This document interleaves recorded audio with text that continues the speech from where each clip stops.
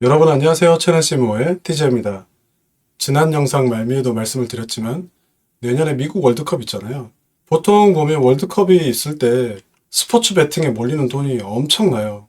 그리고 또 얼마 전에는 여러분들이 잘 아시는 로빈후드 있잖아요. 로빈후드가 예측 마켓, 뒤에서 자세히 살펴볼 건데 예측 마켓이라고 있어요. 그 예측 마켓에 진출해서 미국의 미식축구 있잖아요. 미식축구 승패에 베팅하는 이러한 상품을 올렸는데 그때 돈이 또 어마어마하게 많이 몰려서 투자자들의 관심을 굉장히 많이 받고 있는 상황이에요. 그래서 괜히 스포츠 베팅하면 사행성 이쪽으로만 생각을 하시는데 이미 미국이나 유럽에서는 여가 산업 중에 하나로 자리를 잡은 상황이고 최근에는 남미 쪽에서도 이 분위기를 따라가고 있어요. 그래서 투자자 입장에서 이쪽 산업 공부하는 것도 재밌을 것 같고 내년에 월드컵 있으니까 월드컵 수혜주 중에 하나를 미리 좀 선점해서 들어가 볼까 하는 이런 복합적인 생각으로 스포츠 베팅 산업을 준비했습니다. 그리고 스포츠 베팅 산업이 끝나면 또 다른 월드컵 수혜주라고 생각이 되는 호텔 산업을 살펴볼 건데 호텔 산업을 살펴보고 나면 올해가 마무리되겠네요. 자, 스포츠 베팅에 속해 있는 온라인 베팅 산업을 살펴보면 크게 세 가지로 구분이 돼요. 첫 번째가 아이게이밍, 오늘 우리가 살펴볼 스포츠북이라는 스포츠 베팅, 그 다음에 아까 로빈후드 이야기할 때 잠깐 언급했었던 프리딕션 마켓, 이 예측 마켓, 흔히 우리가 얘기하는 온라인 카지노 있잖아요. 온라인 카지노, 그게 전부 다 아이게이밍이에요. 온라인 포커, 온라인 블랙잭, 그 다음에 온라인 룰렛, 이게 전부 다 아이게이밍인데 온라인 베팅 시장 중에서 아이게이밍 시장 규모가 가장 크고 수익성도 가장 좋다고 합니다. 그 다음에 스포츠 베팅은 시장 규모는 크고 지금 성장률은 매우 높지만 경쟁 심화로 수익성은 그렇게 좋지 않은 이러한 영역이고요. 그 다음에 여기 프리딕션 마켓, 이게 뭐냐면 어떤 이벤트에 대해서 향후 결과가 어떻게 나올지를 가지고 베팅을 하는 거예요.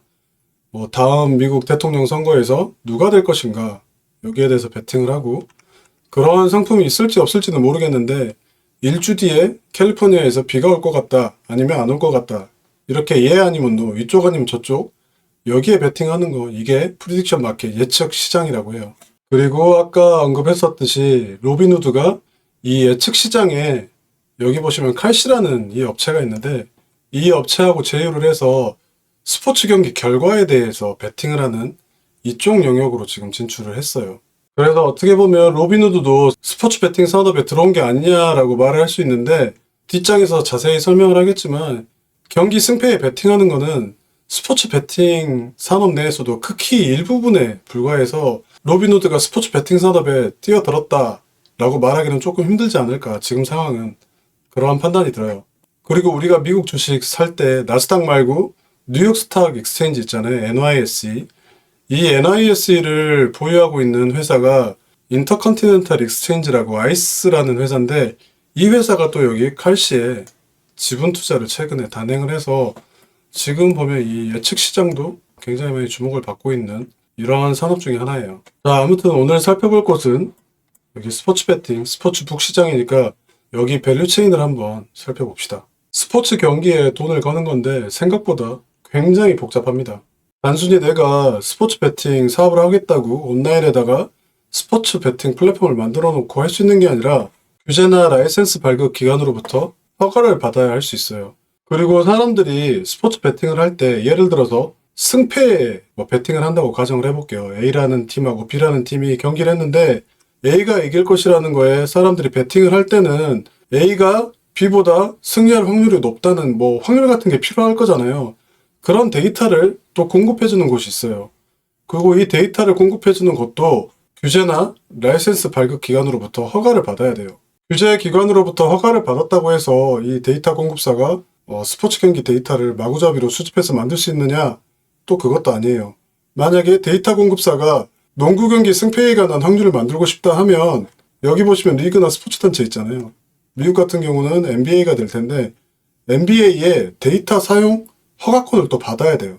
자, 대략 어떻게 돌아가는지 감 잡으셨을 테니까 밸류체인을 처음부터 이제 제대로 설명을 해볼게요. 여기 리그나 스포츠 단체 있잖아요.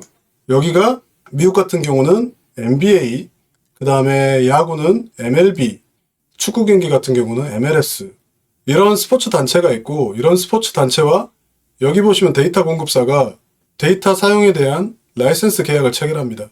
예를 들어서 축구 MLS라고 가정을 하면 여기 MLS와 계약을 맺은 데이터 공급사가 MLS에 속해 있는 모든 팀과 선수에 대한 데이터 확보 권리를 가져요. 그래서 경기 승패는 물론이고 특정 선수가 한 경기에서 파울을 몇 개 했느냐, 아니면 코너킥을 몇 개 찼느냐, 반칙을 몇 개 했느냐, 이런 데이터까지 전부 다 수집을 하는 거예요. 그 다음에 여기 보시면 플랫폼 운영사 북메이커라고 하는데, 이 업체들이 온라인에 돈을 걸 수 있는 플랫폼을 만들어서 고객들이 이들이 운영하는 웹사이트나 모바일 앱에 들어가서 이제 베팅을 하게 되고, 플랫폼 운영사는 경기 승패뿐만 아니라 온갖 다양한 종류의 것들을 가지고 베팅하는 이런 섹션을 만들어놔요. 예를 들면 전반전을 A라는 팀이 1대0으로 이기고 있는데 후반전에 B라는 팀이 A라는 팀을 역전할 것 같다, 여기에 베팅을 해라, 뭐 이런 것도 있고, B라는 팀이 A를 역전해서 이길 것 같은데 3대1로 역전할 것 같다, 또는 4대1로 역전할 것 같다, 각각에 대해서 또 베팅할 수 있는 섹션들이 있어요. 그리고 사람들이 3대1이냐 4대1이냐 여기에 베팅을 하기 위해서는 그동안에 A라는 팀이 역전패를 3대1로 당한 횟수, 4대1로 당한 횟수, 또는 B라는 팀이 1대0으로 지고 있다가 3대1로 역전한 횟수, 4대1로 역전한 횟수, 이런 데이터들이 쭉 있어야 될 거잖아요. 이런 데이터들을 확률로 다 만들어서 플랫폼 운영사에 공급하는 게 여기 보시면 데이터 공급사예요. 단순히 승패에 대해서 예측하는 것만 해도 이렇게 많은데 또 어떤 것도 있냐면, 앞으로 20분 내에 손흥민 선수가 코너킥을 찰 확률이 얼마나 되겠느냐, 이런 것에 대한 또 베팅도 있어요. 그러면 지금 예를 들어서 후반 10분이라고 가정을 해볼게요. 그러면 후반 10분부터 후반 30분까지 그동안 손흥민 선수가 뛰었을 때 코너킥을 찼던 횟수들이 다 이렇게 수집이 돼 있을 거잖아요. 거기에 대한 또 확률도 얘네들이 공급을 해주는 거예요. 근데 예를 들어서 내가 정말 손흥민 선수를 좋아해서 손흥민 선수가 뛰는 모든 경기를 다 직접 관전을 했고 손흥민 선수에 관련된 모든 데이터를 내가 다 가지고 있어서 이 확률을 다 계산해서 내가 플랫폼 운영사에 제공을 했다, 이거 불법입니다. 이렇게 하면 절대 안 돼요. 그래서 보시면 데이터 공급사가 거의 절대 권력을 가지고 있는 것처럼 보이는데, 데이터 공급사는 이 스포츠 단체와 계약을 맺어야 되잖아요. 이 계약 금액이 NBA 같은 경우는 10년간 데이터 사용을 하겠다 그러면 1조 정도 한다고 그래요. 금액 규모가 상상을 초월하죠. 10년간 NBA에서 발생하는 모든 데이터를 사용하는 권리가 1조. 최근 들어서 미국 야구나 축구 경기 많이 보시는 분들 있잖아요. 이분들은 데이터 공급사와 지금 관계가 있다고 보셔야 돼요. 그 이유가 뭐냐면, 야구 경기나 축구 경기 중계할 때 밑에 보면 기록들이 쭉 나오잖아요. A라는 투수가 공을 던졌는데 이게 뭐 패스트볼이다, 아니면 커브볼이다, 시속이 몇 킬로다, 공이 정확하게 어느 구역에 들어갔다, 파일이 어떻게 된다, 지난 경기에 이 선수가 3안타를 쳤다, 뭐 예를 들어서 축구다, 그럼 손흥민 선수가 지난 경기에서 헤트트릭을 했다, 뭐 지난 경기에서 옐로카드 하나를 받았다, 이런 기록들이 쭉 나오는데 이거를 또 전부 다 데이터 공급사들이 공급을 해요. 방송국이나 OTT에서 그 데이터를 제작을 하는 게 아니라 이 데이터 공급사와 계약을 맺어서 그 데이터를 받아서 사용을 하는 거예요. 자, 그 다음에 여기 보시면 대형 미디어 있잖아요. 이게 뭐냐면 폭스나 ESPN 같은 경우에 뭐 스포츠 중계를 하잖아요. 여기에 사람들이 굉장히 많이 중계 방송을 보러 오고, 이런 방송국들이 플랫폼 운영사로부터 플랫폼을 빌려서 자사의 온라인 채널 내에 스포츠 베팅을 할 수 있는 이런 플랫폼을 구축을 해놨어요. 자, 다시 한번 요약을 하면, 데이터 공급사가 리그나 스포츠 단체로부터 데이터 사용권을 받아서 플랫폼 운영사에 데이터를 제공을 하고, 이 플랫폼 운영사는 이 고객들을 상대로 스포츠 베팅 섹션을 만들어서 운영을 한다. 그리고 대형 미디어들도 플랫폼 운영사로부터 플랫폼을 빌려서 스포츠 베팅 사업을 하고 있다, 이겁니다. 근데 여기 보시면 북메이커, 왜 플랫폼 운영사를 북메이커라고 부르냐면, 과거 영국에서 사람들이 경마장에 가서 베팅을 할 때 막 이제 어떤 말이 좋을 것 같다, 어떤 말이 이길 것 같다 베팅을 하고, 이 베팅 내용을 기록했던 사람이 있을 거잖아요. 이 베팅 내용을 기록했던 사람들이 모든 것을 노트에다가 다 적었다고 해요. 여기서 노트, 북메이커라는 단어가 나왔다고 합니다. 아무튼 스포츠 베팅 산업 내에서는 저는 이 데이터 공급사하고 플랫폼 운영사를 중심으로 살펴볼 생각인데, 자, 데이터 공급사가 무슨 일을 하는지 다시 한번 좀 정리를 해볼게요. 뭐 아까 되게 많이 말씀을 드렸는데, 데이터 수집, 리그나 협회와 데이터 사용에 대한 독점 계약을 맺고 데이터 수집을 한다. 데이터 수집을 할 때 이 데이터 공급사들이 실제 경기 현장에 스카우터라고 하는데 이 사람들을 보내요. 그래서 이 사람들이 실시간으로 경기 중에 발생한 모든 것들을 전부 다 전산망에 올리고, 전산망에 올라와 있는 이 데이터를 데이터 공급사, 본사겠죠. 본사에서 가공을 해서 플랫폼 사업자들한테 배포를 합니다. 배포를 할 때 리포트 형태로 배포를 할 수도 있고, 실시간 데이터 피드 형태로 배포를 할 수 있는데, 여기 실시간 배팅용 피드 있잖아요. 이게 굉장히 중요해요. 왜냐면 아까 예로 들었던 이상한 것들 있잖아요. 뭐 손흥민 선수가 20분 내에 코너킥을 몇 번 찰 것 같냐, 뭐 이런 데이터들. 이런 것들이 결국 실시간 배팅으로 이어지기 때문에 플랫폼 사업자들의 수익과 직결되는 것들이거든요. 그래서 생각해보면 플랫폼 사업자들이 먼저 승패에 대한 그 배팅을 하나 만들 수 있죠. 그리고 경기가 진행되는 동안 데이터 공급사들이 어떤 데이터를 보내주느냐에 따라서 엄청나게 많은 종류의 배팅 섹션을 만들 수 있는 거예요. 뭐 퇴장당한 확률이 어느 정도 될 것 같냐, 코너킥 개수가 어떻게 될 것 같냐, 그 다음에 뭐 반칙이 어떻게 될 것 같냐, 누가 골 넣을 것 같냐, 뭐 이런 것들.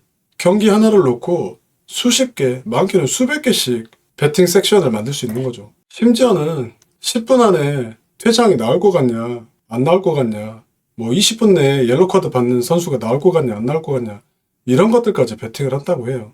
자, 그 다음에 데이터 공급사들이 플랫폼 사업자들한테 영상 콘텐츠도 공급을 합니다. 그러니까 우리가 중계방송으로 보는 것들 있잖아요. ESPN이나 뭐 애플 TV 같은 데서. 이런 것들은 이들 사업자가 리그와 그 영상 송출권에 대한 계약을 맺어서 중계방송을 하는 거고, 스포츠 베팅 플랫폼에서 이 돌아가는 영상들은 데이터 공급사들이 또 다 제공을 합니다.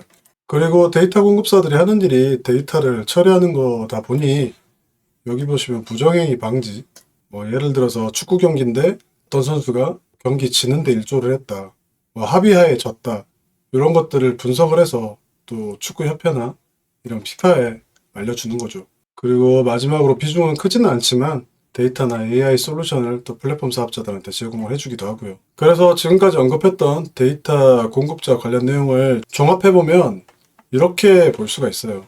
여기 있는 내용들이야 다 한 번씩 읽어보시면 다 이해가 가실 것이고, 중요한 거는 스포츠 베팅 산업에서 플랫폼 사업자는 데이터 공급자 없이는 운영을 할 수가 없다. 그리고 플랫폼 사업자의 매출은 데이터 공급사에 달려있다. 이거지 않을까 싶어요. 그래서 제가 여기서도 언급을 했지만 스포츠 베팅 산업 내 게이트키퍼, 그러니까 목줄을 쥐고 있는 사업자는 바로 데이터 공급사다, 이렇게 볼 수가 있을 것 같아요. 자, 그럼 데이터 공급사에 어떤 업체들이 있느냐? 이렇게 대표적으로 3개 업체가 있어요. 스포츠레이더, 그 다음에 제니어스 스포츠, IMG 아레나.